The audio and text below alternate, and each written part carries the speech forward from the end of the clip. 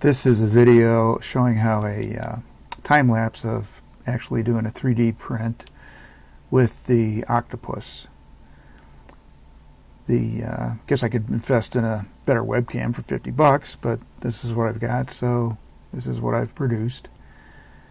So once the Octopus has been time-lapsed, it ends up on the heated bed. The bed cools down, and you can basically just lift the Octopus or whatever part you have on the cool down bed right off.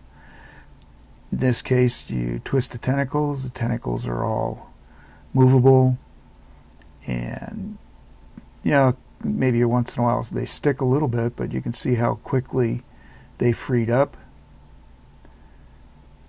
And so now you have a nice little 3D toy Octopus in this case. Take off the extra parts off the bed, and then we're good with the Octopus. And so here's the finished product.